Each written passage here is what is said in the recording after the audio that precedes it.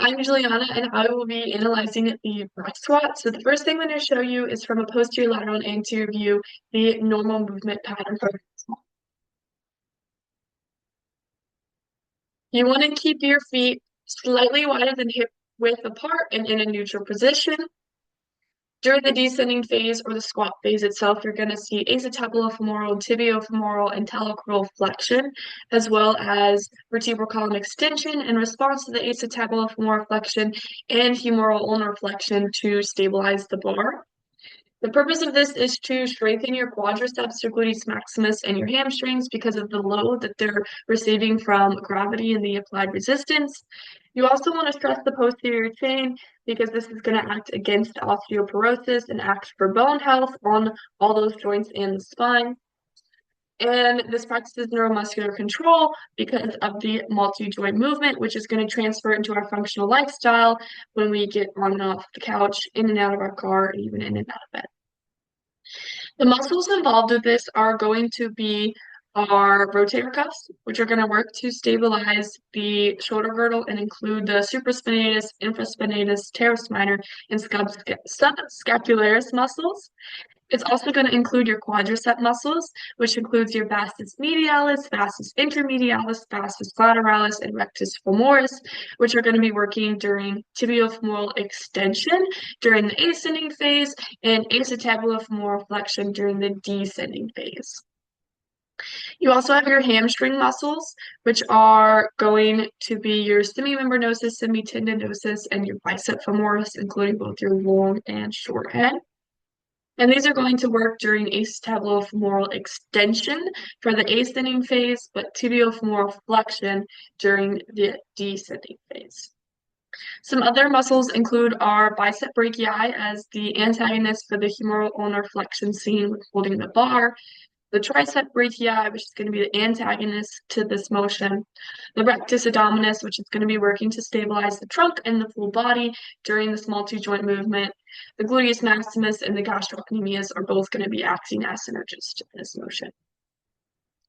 So during our starting phase of when we're just holding that bar on the back of our shoulders, we're going to see isometric contraction of all of those rotator cuff muscles to stabilize the shoulder girdle while holding the bar. You're also going to see an isometric contraction of the bicep brachii and the tricep brachii as the agonist and antagonist, respectively, for the humeral ulnar flexion. And then we go into our descending phase of the squat, which is when all of the lower body muscles are introduced. So similar to the starting phase, you're going to have all those same isometric contractions, but you're further going to have an isometric contraction of the rectus abdominis because it's stabilizing your body. You're going to see an eccentric contraction as the quadriceps because of the agonist for the acetabular-femoral flexion that we're seeing, but it's also trying to antagonize the tibiofemoral flexion that the hamstrings are concentrically contracting to perform, as the hamstrings are antagonists against the acetabular-femoral flexion. And then your gluteus maximus will be an eccentric contraction to synergize the quadriceps, and the gastroc will be in a concentric contraction to synergize the tibiofemoral flexion with the hamstrings. Now, during the ascending phase, similar to the first one, you're still going to have all of those upper body isometric contractions as well as the rectus abdominis. But where it differs is that everything from the descending phase in terms of the type of contraction is switched. So the quadriceps are going to be in a concentric contraction because they're performing the tibiofemoral extension, but they're also going to be antagonizing the acetabular-femoral extension. And the hamstrings are going to be eccentrically contracting because they want to cause acetabular-femoral extension while antagonizing the tibiofemoral extension. And then the concentric contraction of the gluteus maximus will occur because they're synergizing with the quadriceps, and the gastrocnemius will intrinsically contract as they are synergizing the tibiofemoral extension for the hamstrings. Now, functional anatomy comes in the form of a lot of various relationships in the back squat, one being the length-tension relationship, and this is shown in how the greatest tension capacity is going to be at the end and the beginning of the back squat, because this is when the joints and muscles are at rest and that there is an optimate filament overlap in the sarcomere. There's also the force length relationship, and this is shown in how the back squat begins in a anatomical position for those lower extremities because you want to be able to generate the most force at that resting length. The stretch shortening cycle is also reflected in how the deceleration phase actually comes first. So you are going to be storing the energy into your elastin tissue.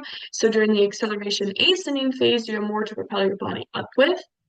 The force velocity curve, which is shown on the right, explains why during the transition between the descending and ascending phase is actually the hardest because it's when your body is switching from the eccentric to concentric movement pattern. So your concentric movement pattern cannot handle the load at the same velocity that eccentric does. So during that adjustment period, it's going to take a second. And we also know that this is where the maximal torque is produced, so that will create difficulty as well.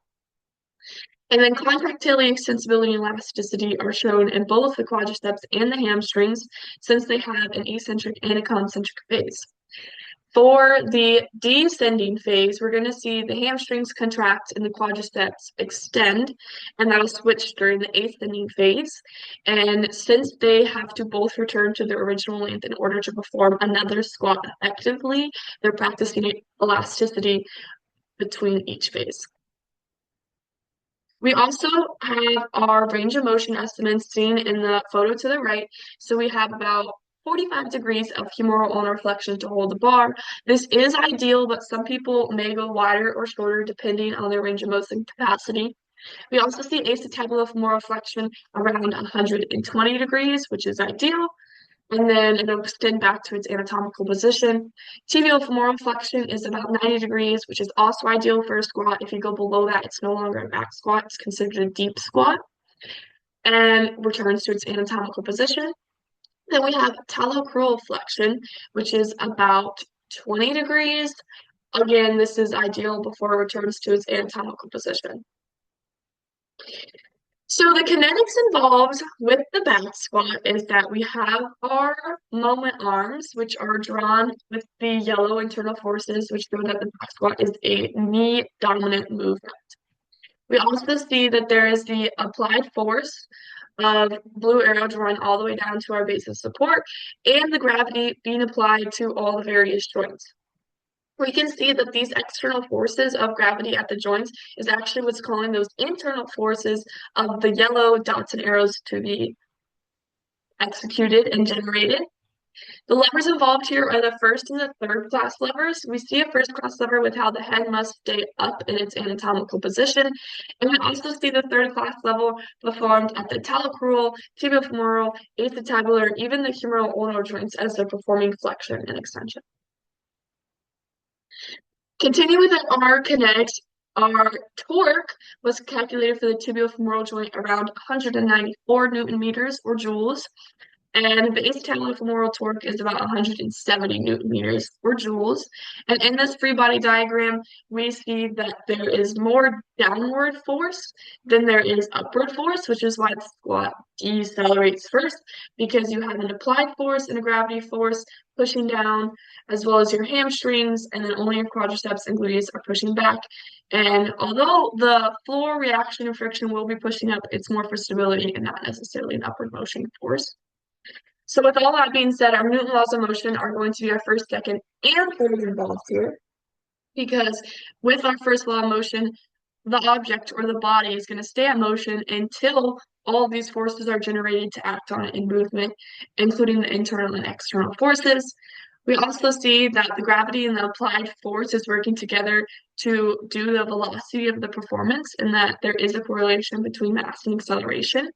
And the third law is just that the floor has a physical pushback, keeping the body up, and the friction, there's going to be a minor amount between the shoe and the floor to keep the body from slipping. The kinematics, rather, of this has already previously been mentioned. So we have humeral ulnar flexion, acetabular-femoral flexion and extension, vertebral column extension and flexion in response to that acetabular-femoral movement, tibial-femoral flexion extension, talocrural flexion extension, and initially, before the back squat itself, you have to do radial deviation in order to hold the bar properly. So that radial deviation is going to be performed in the frontal plane of motion around the anterior posterior axis, while the flexion and extension is going to be the sagittal plane of motion around the medial lateral axis. We did calculate some force applications just to see what that looks like. We have a work of about 485 joules being performed, and by averaging the three different views of the squat that I previously showed you, we use that time to say that about 250 watts of power was being utilized. And this transfers into our daily life because a point of common inefficiency or even an injury risk is if there's limited range of motion at the tibiofemoral joint.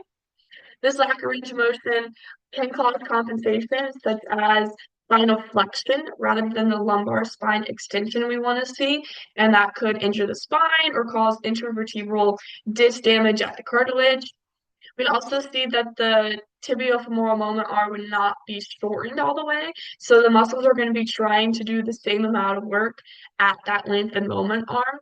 A way to take this consideration and optimize biomechanics for safe practices is by doing the chair squat, which is demonstrated in the left photo, or resistance banded squat, which is demonstrated in the right photo. Now, these optimize biomechanics because in the chair squat, you are decreasing the range of motion of the tibiofemoral joint because the load the joint experiences is actually connected to range of motion rather than the applied force of the barbell.